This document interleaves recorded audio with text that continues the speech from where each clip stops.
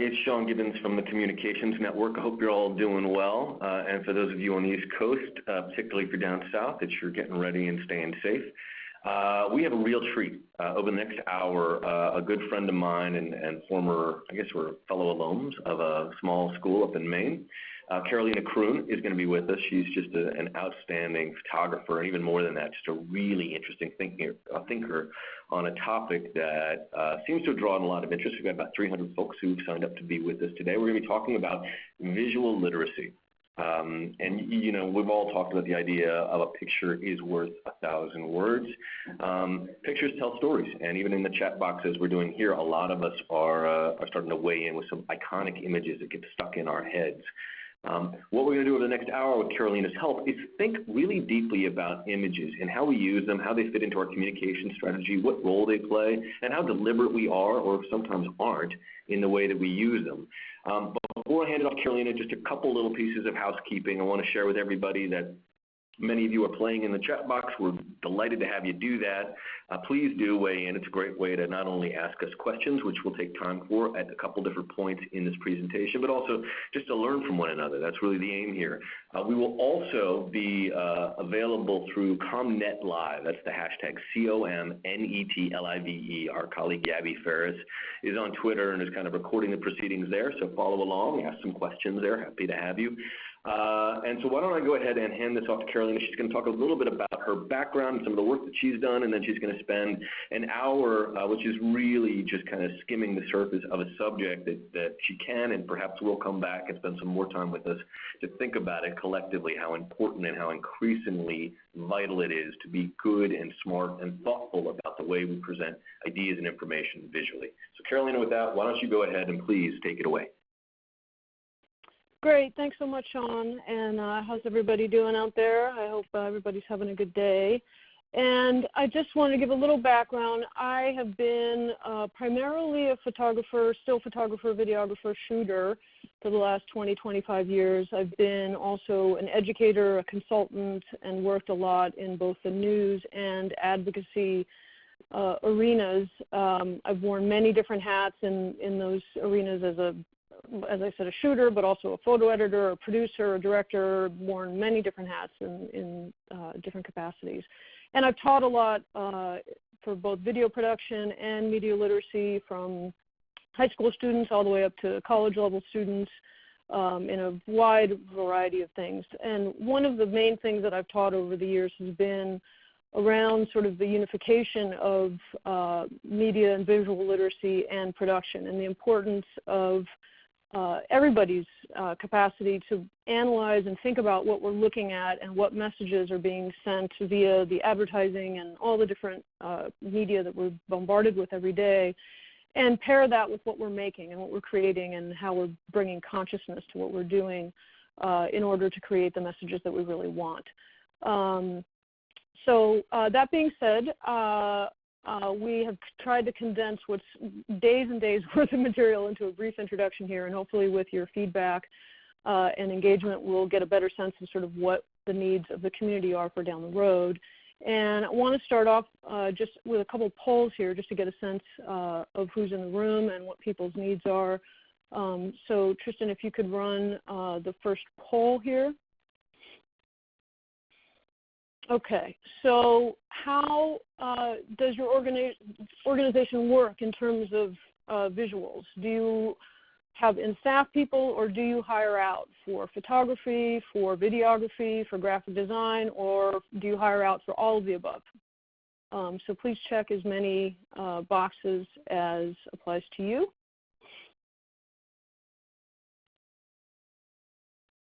Okay. So it looks like primarily video and photo are the things that are hired out, more in-house for graphic design. Okay, that was sort of what I suspected. It's interesting as people continue to answer this. That's great. Okay, so then let's skip to the next one here. Okay, does your organization have someone on staff who creates the majority of the organization's visuals? So is this somebody who, whether it's a communications associate, whether it's somebody who just has a skill set in this that would create these things within the organization.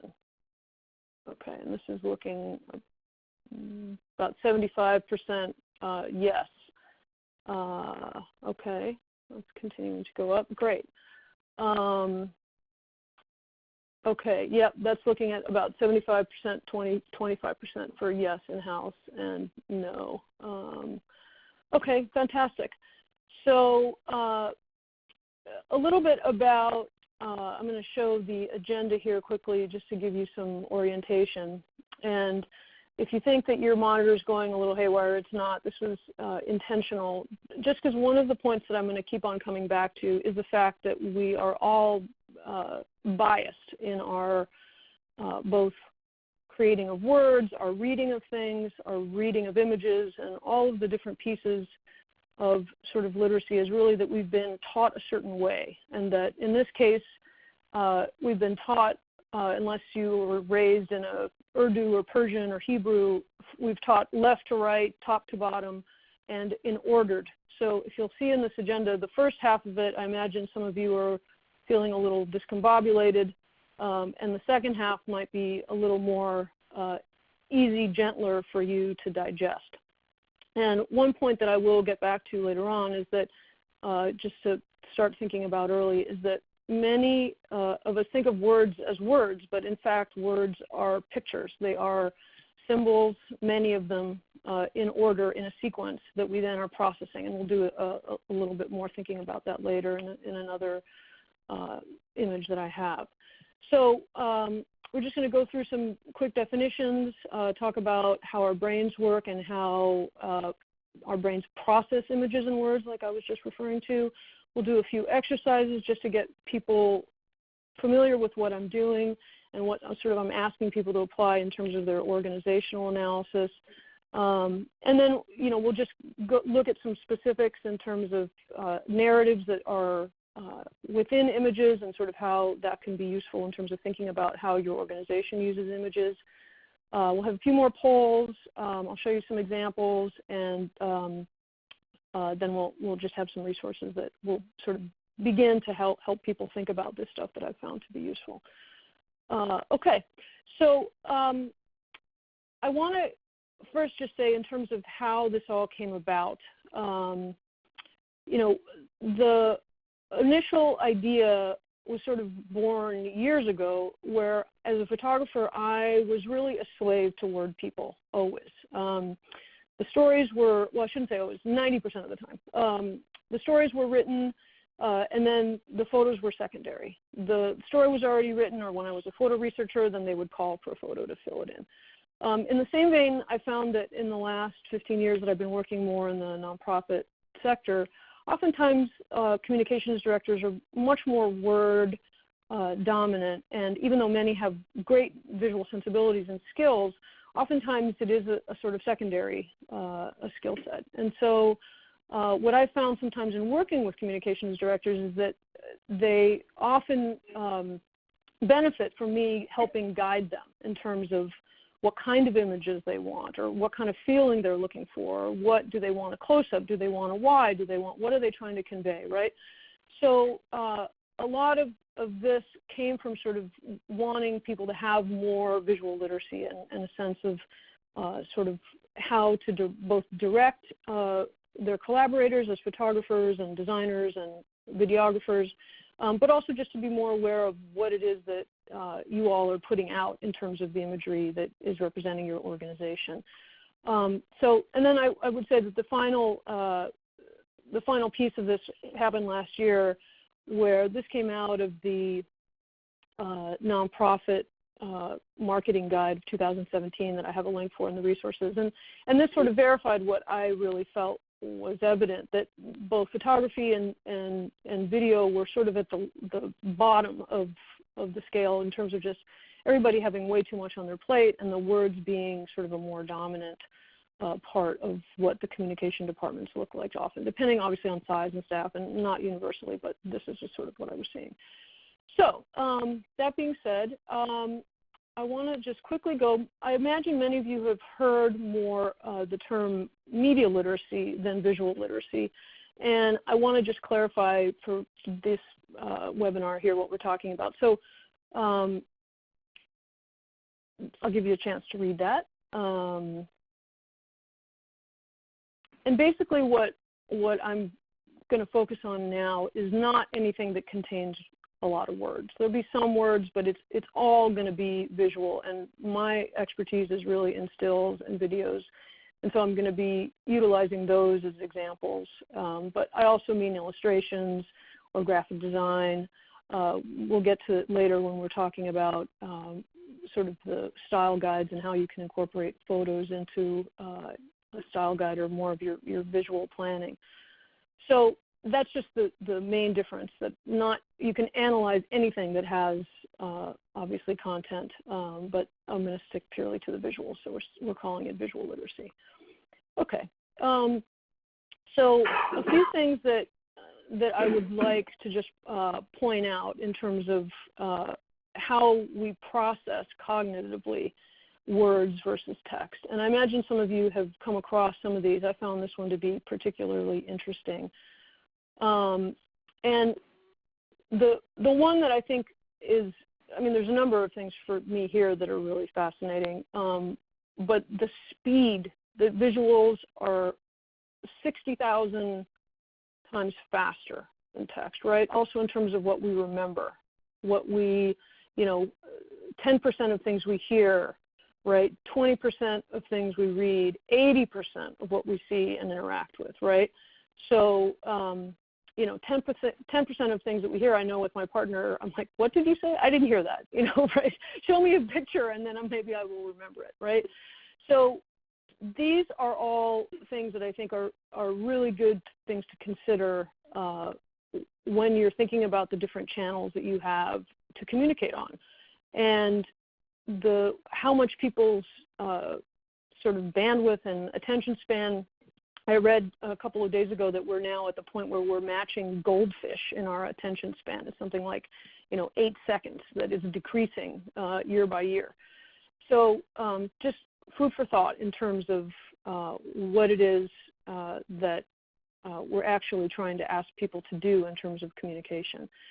Another thing, too, that I think we don't realize consciously, that I want to just use an example to point out, is, we're on average, especially in a big city, we are subjected to about 5,000 images a day. And it translates over a natural lifetime to almost 2 years worth of images. And the messages that are encoded in these images, as you all know, being in this field, are extreme sometimes. And so just to point out and think about what your organization is saying in the images and logos that you're using. And here there's some slight text, but if you walked into an organization and you saw this design for the bathroom, you might go quickly because you need to go to the bathroom, but it might tell you something a little bit different about the organization in terms of what they're thinking about. It may also be just what's at the top of the list to execute, and obviously everybody's busy and budgets and all that, but each carry different meaning.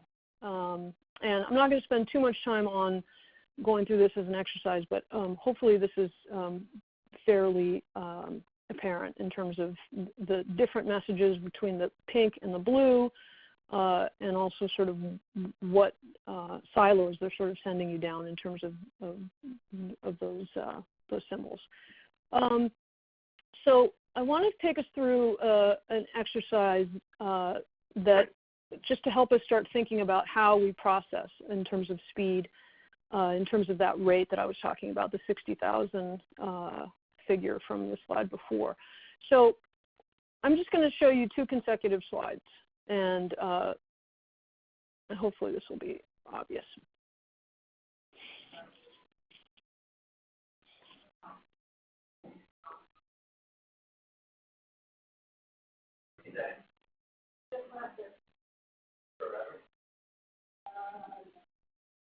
Okay, so I'm hoping that this was a little more taxing for most people than this.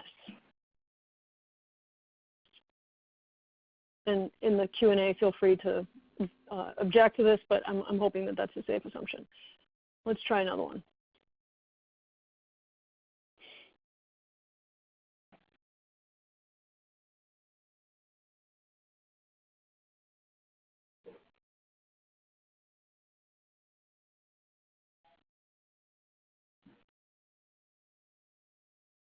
Okay, so hopefully this clarifies what that 60,000 rate difference in terms of words versus images is. And we do it so unconsciously in terms of the speed that we process images. I think that's part of what I'm asking people to consider in terms of what it is that we're saying in all of these images that we're putting out there. So I'm going to have us do one more exercise to get us thinking about sort of the impact of different media also in terms of how it affects our audiences. So the first one I'm going to do here, this is intentionally blank, is just say shark.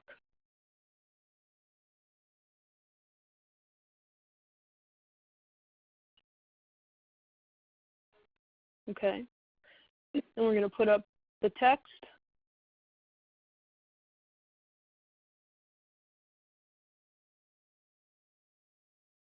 Put up a drawing.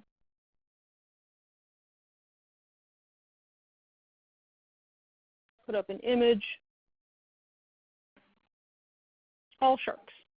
And then, Tristan, I'm going to ask you if you could share the video that we queued up. Yep. Okay, so then we're just going to play this, if you could do it full screen.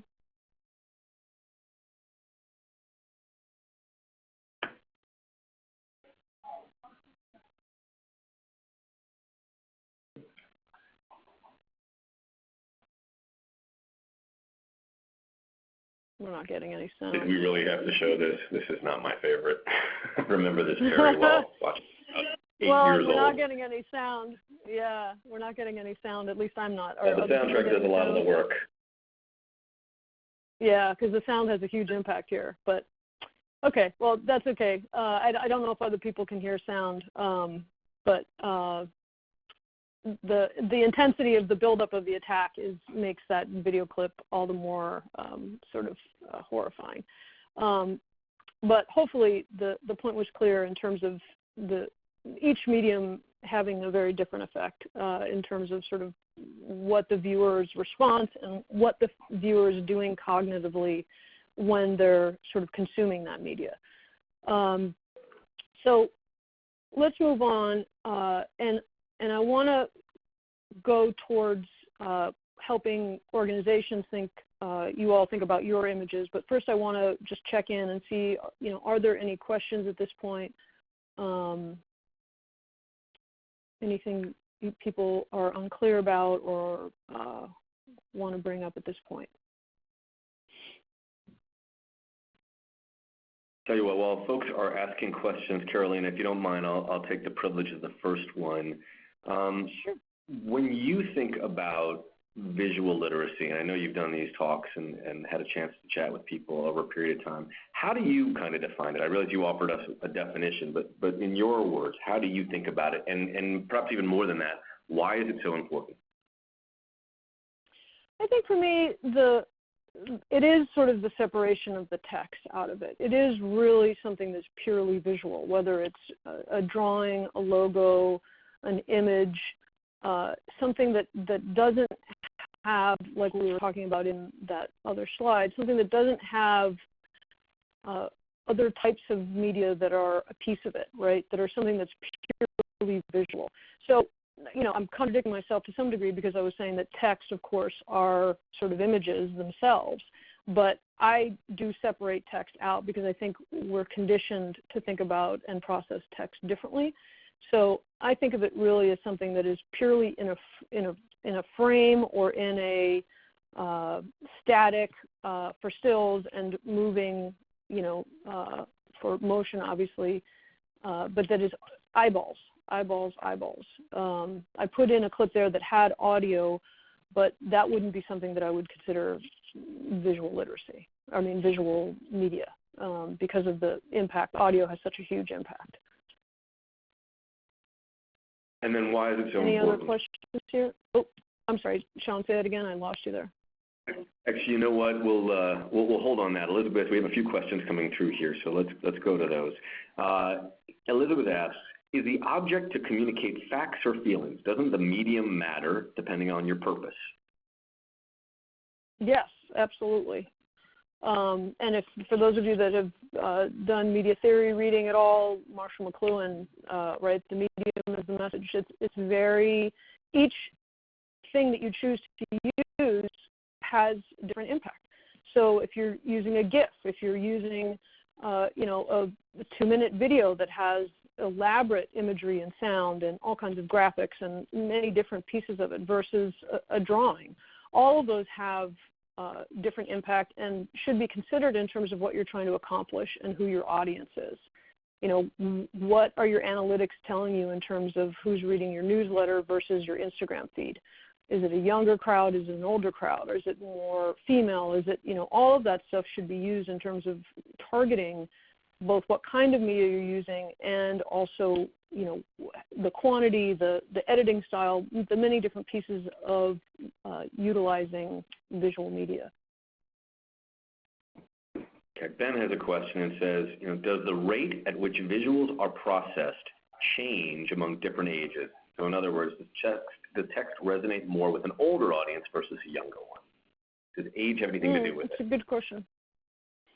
I don't have the latest information on this in terms of statistically what the differences are. I would imagine, just by pure practice, that younger people process things more quickly in general, but I don't know if that's 100% accurate. I think they also suffer from focusing capacity in a different way than older people tend to. Again, not a universal statement, but those would be my guesses. I don't actually have the numbers or statistics on that, but that would be my guess. Show asks, on the brain slide up at the beginning of the presentation, the stat about text-only preferences really surprised. Are there really that many people out there who are almost exclusively influence or process information through text? That would actually make me rethink how much emphasis to put on visuals without text. Well, there's a lot of... I'm sorry, Sean, say that again? Go ahead, Carolina, sorry. No, I was just going to say there's a huge amount of research in this field, and there are the sort of main, I would say, conclusion that a lot of people have that I've seen is that using an image with some text in very specific ways, and I can add that to the resource list. There's a guy, Peter Halley, that has a great video on this, is some of the most effective way of doing it because of what we're talking about here in terms of how your brain processes stuff.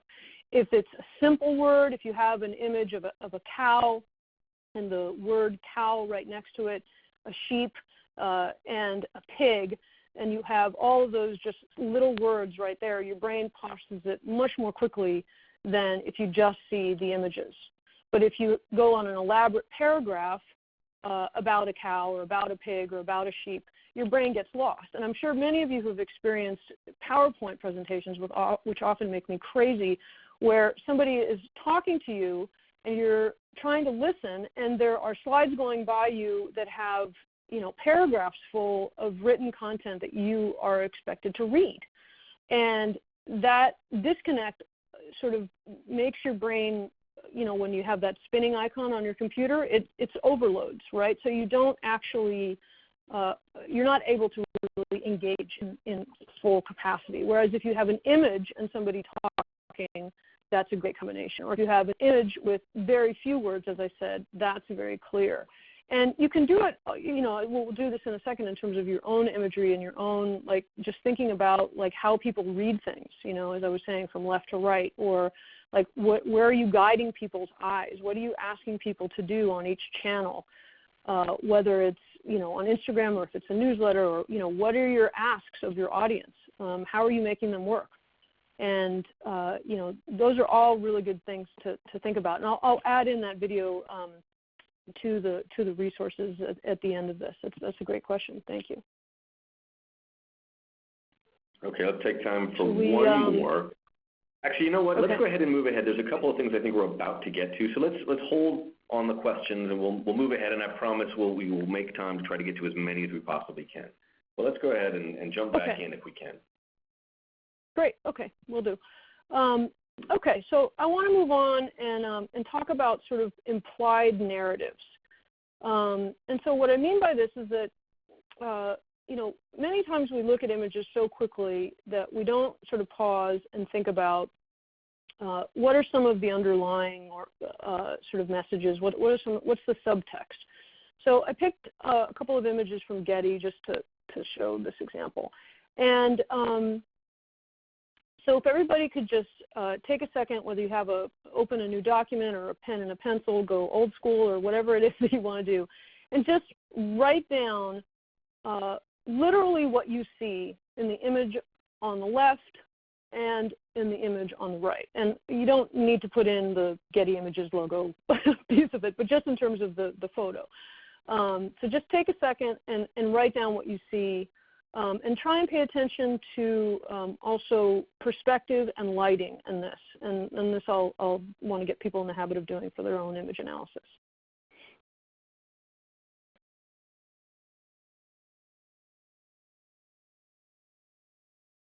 And for the brave among you, you are welcome to type those into the chat box, your analysis. What are you seeing in the left-hand photo versus what are you seeing in the right-hand photo? Carolina and I did this just the other day when we were practicing, and I got to tell you, it really surprised me. Really surprised me what I saw and what I didn't see, and the story that these pictures tell. Yeah, and why don't, I mean, since I don't think we're going to be able to go through all of people's responses in terms of the chat. So hopefully people were able to, we are getting a few here. I want to just read a couple out here. Yeah, okay, Carolina. Go ahead, because that's exactly what Sean's discussion the other day was. So that's exactly what we're going for. Go ahead. I have to confess, this aligns very much with the way I reacted, and I'm a little ashamed of it. Mary says, on the left, a white person giving food. At the right, village people sharing food. That's exactly what I saw. And Sarah says, white savior versus community sustainability. Ling says, on the left, white hands handing out food aid to people of color. Market says, the left-hand photo seems to be more condescending, white hands delivering to the poor. And it goes on from there, but that seems to be the common analysis. Okay, good, perfect. So my question to everybody is why? Why are you assuming that? Maybe the presenting as white person has lived in this village and is a part of the community, right? And the same thing for the one on the right. Maybe the dark-skinned hands is a philanthropist coming in from pick another country and is giving aid.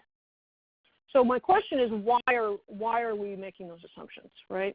And we've all been very much trained by all of the media that we've been fed to make many of these leaps. So the only point that I want to make is just to consider that we have these narratives, right? And to consider what it is that you're saying when you all are making the decisions around putting out images. You have a great deal of power in terms of what you as sort of the image gatekeepers are doing and who and how you're representing people. And in some cases animals, in some cases you all work in very different arenas, so I know that there's different things that you're representing. But you know, I want to make sure that that alone is a clear piece, that you're representing things in a way, and that has a huge amount of power. I'm going to jump actually to a little bit out of sequence here from originally what I was going to do, just to sort of add this point. So I was putting together, I don't think we're going to get to it in the interest of time, I was putting together a portrait comparison for people to think about the headshots they use on their websites. And I punched in portraits Native American women into Google. This was just a couple days ago. And I want everybody to take a look at what came up. So these are all the biases that Google has, right? Where are any of the modern day contemporary, some of these might be contemporary, but this is the first page of what we get, right? And what I hope is fairly obvious to folks is that many of these are stereotypes from the past of what we think of as a squaw, of what we think of as a ceremonially dressed or a very particular way of thinking about Native American people, right? And in the same way, you know, if we were to talk about, you know, what images you would think of when you say an African person or a Turkish person or anything, you would get an image in your mind that has been very much influenced by all the media that we're surrounded by all the time, right? And so just to make the point that consider, are you reinforcing or are you creating something different in terms of what a stereotypical representation of, whether it's people, whether it's lions, whether it's forests, whatever it is that the imagery that you're using is, just consider how it is that you're representing this with the images that you're using. Okay, so I want to go through one other exercise in terms of narrative. So what I want everybody to do is just, again, think about or write down quickly what you see in this image.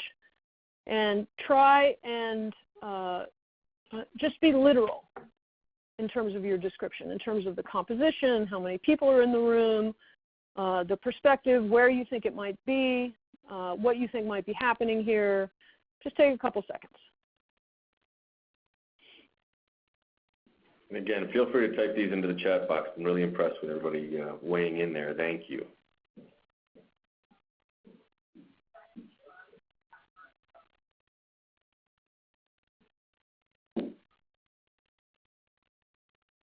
Just to read a few of these out loud. What people are seeing: a politician, a boring urban planning meeting, a panel discussion, one woman, 7 individuals, all white, looks like a city council meeting, panel discussion with the leader at the podium. What else are we seeing? A man in a meeting stands at a microphone looking right and slightly smiling. Why is one out of focus? Public bureaucrat talking to an unseen audience. And Prita says, the audience is not prioritized, the speaker is the focus. Okay, great. So let's move on to the next one. Same photo, reframed, right? Or how does this change the photo in terms of what the narrative is? Well, if you can type in again, guys, what is the story of this photo?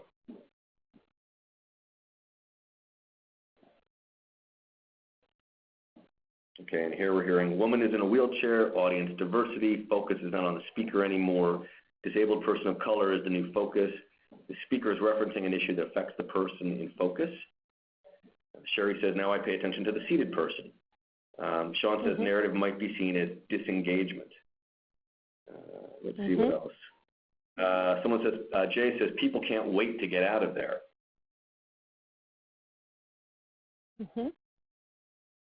Okay, good. So you're all, you know, putting on narratives based on the shift in focus or the way that she's looking, the chair, right? All of the different pieces there. Okay, last one. So simple gestural change. Now how does the story change?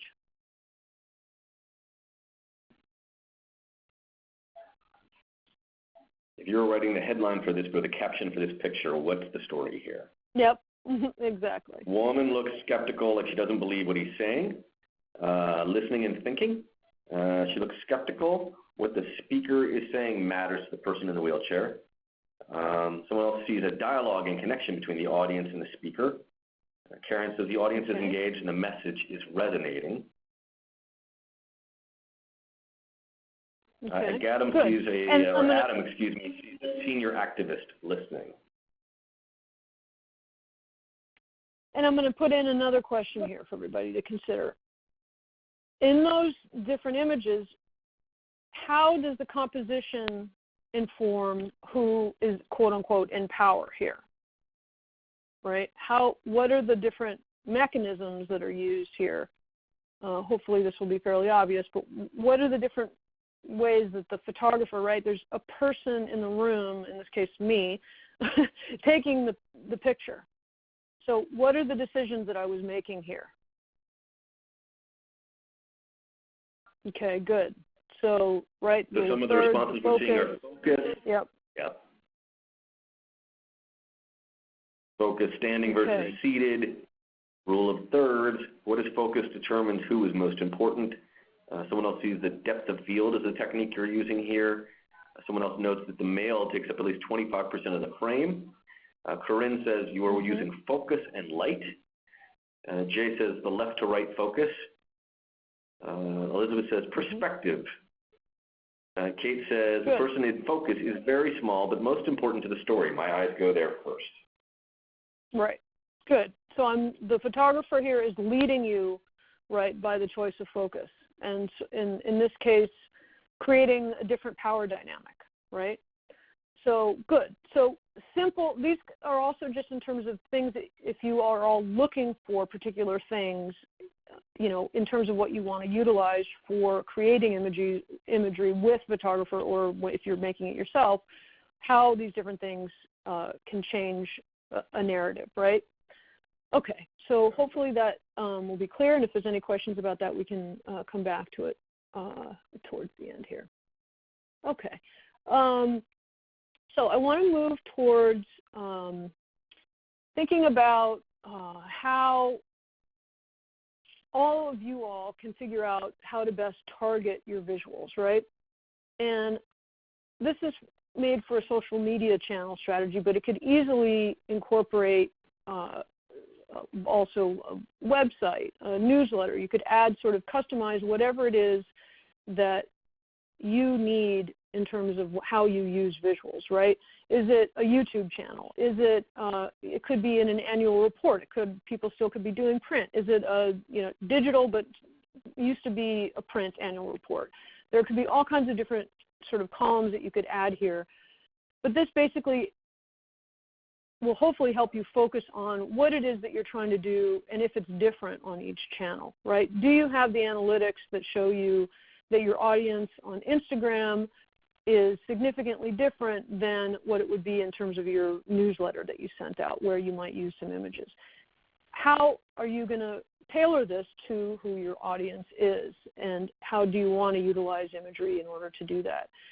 How many click-throughs are you getting, versus something that has an image versus something that doesn't, right? Sort of utilizing analytics to help you make decisions about what you're using imagery with and how it's helping you get your messages out.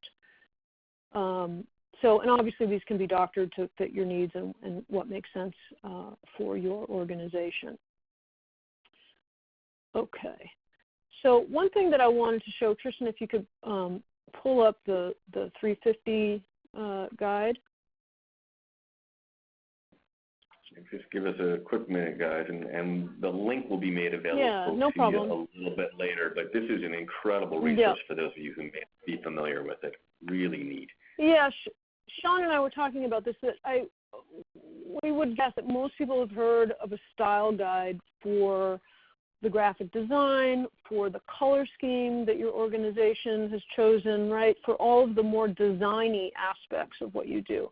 What I really love about what 350.org has done here is that they've also included photos, and here you see visuals in general, and Tristan's just going to scroll down to show you, and I highly recommend going through all of this because they've made this publicly available, and because of the way they run their organization in terms of also being very dependent on many of their volunteers contributing photos and having a lot of different people all over the globe contributing content, they just have it up on their website publicly available so that if anybody has any questions, they just go here and people know exactly what it is that they're expecting in terms of whether they're creating graphics or what kind of fonts they need to use.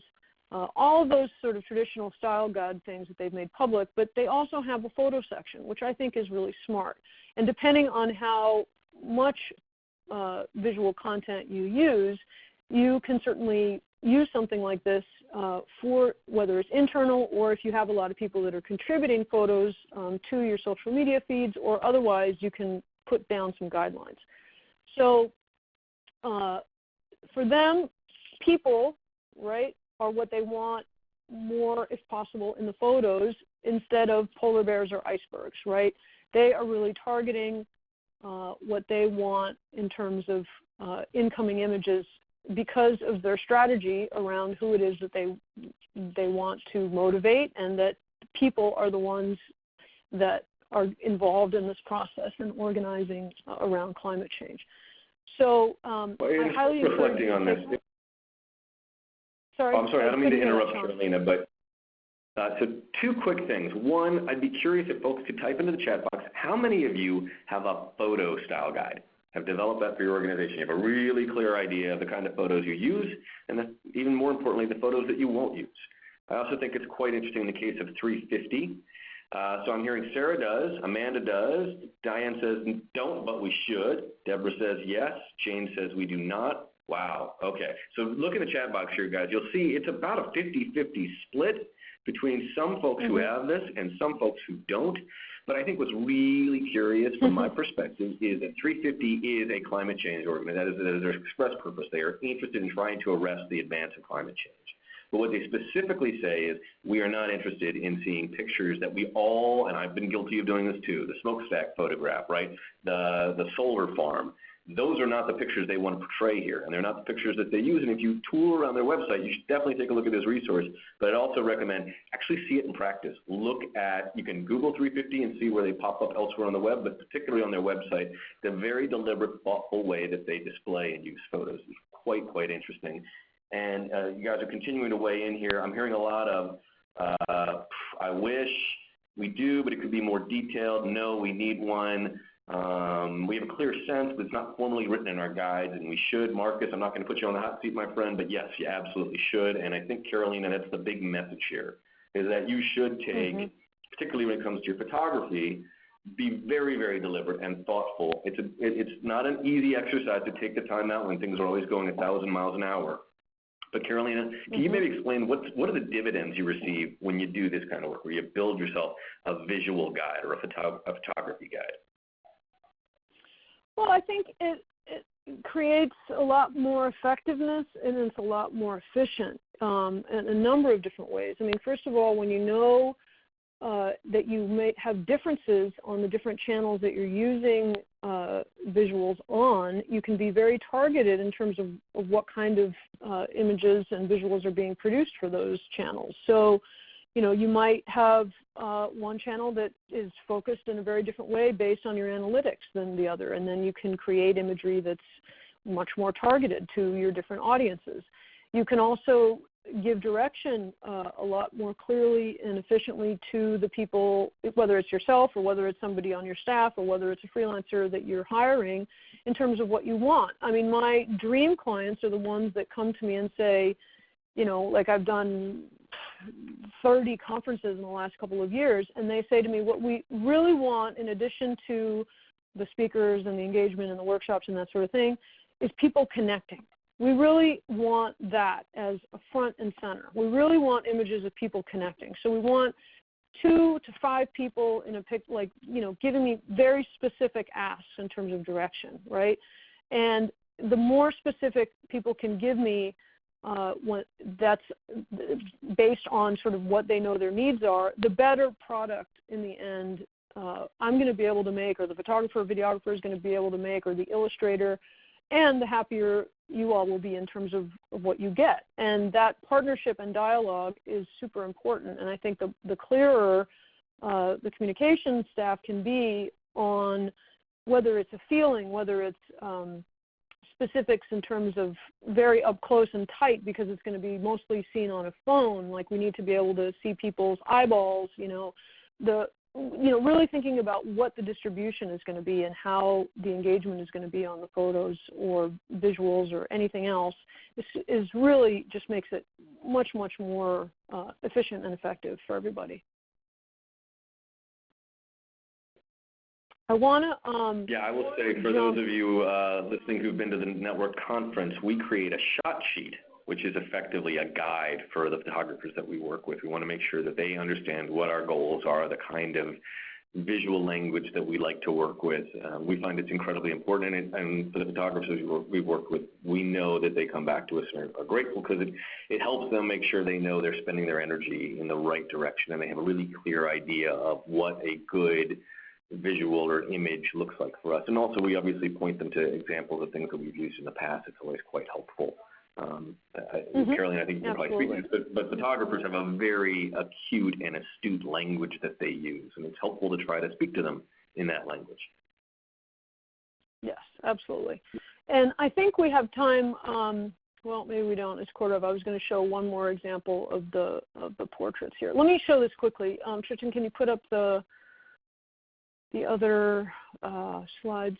And I'll just show this real quickly just to plant the seed. And many of you are, I'm sure, aware of this, but you know, even just something as simple as, you know, what style headshot or you're using in terms of, you know, your staff portraits or portraits of people in the field, you know, you can convey a lot in, obviously, the images that you use. And whether it's the angle that you're choosing, whether it's the distance, whether you have something that is more of an environmental background, like the bottom left one with the doctor or nurse, there are all kinds of different ways that you can convey this information. And so I encourage you, you know, to look at and just go through the practice, if you are able to time-wise, of really describing what you're seeing in terms of, you know, this is an image from below that makes this person look a little bit more powerful. They're white, conservatively dressed. This is a more casual shot of somebody in action. This is looking down on somebody. And just think about both the perspective, the composition, how the image makes you feel, and also how accessible. Like if you look at this group of images, you know, which ones are the ones that are most accessible to you? And does that match what the culture is of your organization, what it is that you're going for in terms of matching what the mission is of who you are as an organization, right? So I think that that's, in terms of exercises, pretty much all that we have time to do. And I want to go back and just some key things for everybody to think about. And there's all kinds of great accounts to follow and, you know, to up your game. And I have some stuff that I will include in the resources in a second that are some of my favorites. And so here I'm talking while I'm asking you to read, right? So that was what we were talking about earlier in terms of, you know, listening and reading at the same time. Or if it was an image versus the text, right? And I promise next time, have a visual takeaway that's different than just words. So hopefully this will also be fun. So consider, you know, what it is that you're asking your audience to process, right? Analyze everything that you're saying as much as you would. You know, are we writing to funders? Are we writing an Instagram post? What style does the visual have? Just like you would for words. What, who, how, when, and why are you representing in your visuals, right? What are you actually doing here? Are you reinforcing a stereotype? Are you countering one? What are you doing with this particular visual? And try, as many people have said, I'm really happy to hear that some people do have visual strategy guides. That's fantastic. And try and take some time and add that into a style guide or other communication plans that you have. And have fun with it. There's such a huge array of different things that you can do with visuals. And hopefully this will plant some of the early seeds to help you further think about it. Okay. These are some of the additional resources. One is just a link to that 350 guide, and you'll see this is a great organization to help you start thinking, reading the pictures about news imagery and what sort of the hidden messages or not so hidden are in there.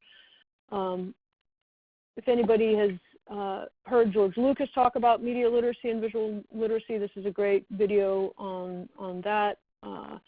And again, to the headshot discussion, this will further your thinking in this article, and a couple of nonprofit feeds that I really enjoy that I put in here. Okay, so I think we have a couple other polls that we're going to jump to, just to get a sense of, sort of where your challenges are. And so we can sort of try and think about future content for everybody. So if you could take a minute, what is the most challenging aspect for you in the visual literacy arena? So is it what we were talking about a little bit, the understanding how to merge your text and word goals with your visual goals? Is it more on the analysis piece, or is it giving direction to people that are producing visuals for you? If you could take a minute and respond to that. And if it's something else, is there a comment box, Tristan, that we can, or people can, I guess, put it in the chat if there's other arenas that are most challenging? Yeah, please go ahead, guys, and put that into the chat box if there's something else. But it seems like the challenges folks are, or at least what I'm seeing here, is merging text goals with visual goals and then directing visual production. Two really big, outstanding kind of groups there. Great. Okay, so that's capacity, helpful. Gigi says, which sounds awfully familiar, the time and the budget to obtain great visuals. And building a digital image bank of content is a big challenge. Yep, that's a whole. And Kareem says, like Gigi, the question is capacity. Yep. Okay, and let's move on to the next one.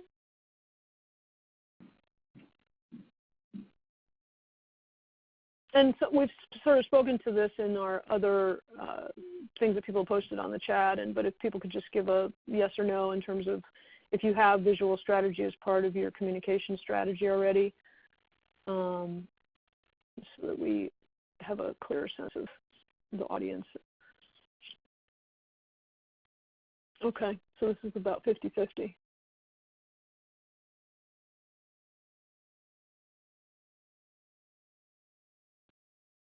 Okay, great. Thank you.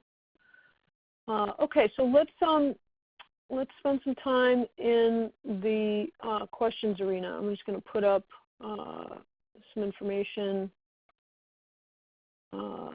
here. If you have any questions or want to get in touch with me, here's some information here, and I see some other ones. Are these the results that are up, Sean, in terms of the slide? In terms of 29 and 30, do you see this? We don't have those posted. I can put them up. You want me to go to 29?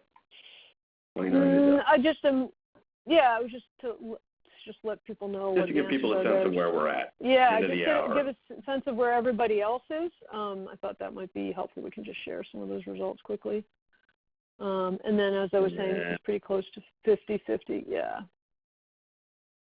So just so you have a sense of your colleagues. Okay, great. All right, about 6 so minutes let's open it up. Let's go to questions. There's a few in here. Let's see. Jay, you had a really good one just a second ago. Jay from Chicago says, I'd love to hear your thoughts on using repetitive visual symbols to stand out from the crowd, even as vivid, striking photos can look the same across orgs. However, nonprofits like Charity Water and World Wildlife Fund have been successful using symbols often paired with photos. So perhaps that's, Jay, I'm sort of channeling you. I'm thinking of like a really striking image of like a tiger, and then that little iconic panda icon that pops up in every World Wildlife Fund image. Absolutely. What do you think about that idea? I'm sorry, I didn't hear that, Sean. Say that again. Oh, I'm sorry. What do you think of that idea? No, I think it can be very compelling. I mean, I think that repetition is super important in terms of what message you're trying to get out. I just encourage everybody to be very conscious about what it is that they're saying and why. Is there sort of a universal image that you want as representative of your organization that sort of embodies, sort of your mission or what it is that you're trying to do. That can be something that's used continually with a logo or something that's used often on a website or in different places, whereas you might want to target, something a little differently if you know that, one channel is going to be a different audience and that you might, want to target it to be more interactive or people working together. If you're working with a lot of people that let's say you have a lot of your volunteers, are on Instagram, or, how can you target those images to engage people more based on what your analytics are. But I think repetition is a super effective way to convey your messages and also to sort of stick with, what your organizational identity is, right? Always going back to that piece. All right, let's go to a couple of the other questions that are in here. Kate says, can you, Carolina, we're not playing favorites here, but can you give us a couple of organizations beyond 350 that use visuals really well? Be interesting if there's examples from large, well-funded organizations as well as small or smaller budgeted nonprofit orgs. I think there, who are a few folks? A few folks. Well, for sure Ford. And that's budget. Well, it's not just budget, I should say. A couple of the organizations that I put in the resources that are on that link are super effective. Global Justice. There's a number of different. The link that you see on the resources page here that I just brought up. There's a bunch of different accounts there that are doing really great work around sort of women pushing back, around sort of different strands of activism that are happening. There's a group called Resist Chester that's a group in Rochester that's doing a great job in terms of sort of putting out lots of different organizing images because they're trying to really create an alliance there of out members of the community, of the queer community. So that would be another one that comes to mind right away. I'm trying to think in terms of other smaller ones. I think the Interfaith Center of New York does a pretty good job of using images. I mostly follow them on Instagram. I don't know about their other channels, though, so I should say I don't know about them universally. What else? Those are sort of the ones that come to the top of my head. Yeah. I think it can vary hugely. Sorry, I couldn't. That broke up a little bit, Sean. Say that again. Oh, I was just going to say this is also a place where obviously if folks have favorite orgs that they really admire, who think that their visual game is really strong and clear, that's really effective in communicating who they are and what they do and why it matters, throw them into the chat box because I think we'll all benefit. We're all seeing different things from where we sit. Let's see. Actually, Michael asks, Sean, can I? Sure. Well, I'm seeing one here that this is something that I wanted to address also at some point. There's a question about stock photos versus taking photos. And, stock photos have gotten somewhat better than they used to be. The royalty-free ones, and there's it's a much better variety than existed even 10 years ago. But that being said, the feeling of one size fits all is not very tailored to what your organization's culture or mission is. And people are very savvy in terms of feeling that. So if you have a super generic looking and feeling picture, it says something about whether it's, the issue that you're tackling or if it's a more broad organizational image that you're using. If it has that feeling, it conveys that in terms of something being generic and one size fits all. So I would just be cautious in terms of using stock photos. As I said, there are some that are really great. And budgets are, of course, a concern, but if you can really direct a photographer and, get exactly what it is that you want in terms of a style and in terms of the type of content that you're going for, I really think it's worth it in terms of sort of building your own identity and your own sort of organizational brand, as it were, through your visuals. You know, I think with clarity, you can really yield great results with that. So it's not always, well, it's going to be $50 cheaper, you know, or a couple $100 cheaper per month for us to use stock versus hiring a photographer. I think it's also sort of looking at a long-term vision of impact and what your organization is interested in doing. All right, I think we Did you have another one in there, Sean?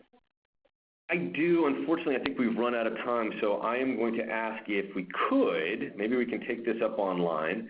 Carolina, we've got her contact information up here, and I think we'll probably, I found this to be really fascinating. This is a place where I think we all have an opportunity to learn and grow and get better. And so Carolina has agreed to be kind enough to come back and do this again and perhaps dig in or focus in on a particular space here. But why don't we leave it there for now? You can see her contact information if you have a specific question. Carolina, are you okay with people shooting you an email, asking a question after the fact? Sure, of course. Yes, absolutely. Okay. All right, well then why don't we just say to everybody, thanks so much for being with us. We will be back, I believe, next week for another webinar. This one is part of our Storytelling for Good, this new online project that we're doing. If you're curious about that, you can see it at storytelling.comnetwork.org. And for a good number of you, I hope, we're going to be seeing you in San Francisco in about 27, 28 days for ComNet 18. And we've got some really exciting stuff in store for you. I won't bore you all with the details right now. You're going to have to come and see it for yourself. But we're excited to see you. In the meantime, everybody be safe. Thank you for being with us. And we look forward to seeing and hearing from you soon. Thanks.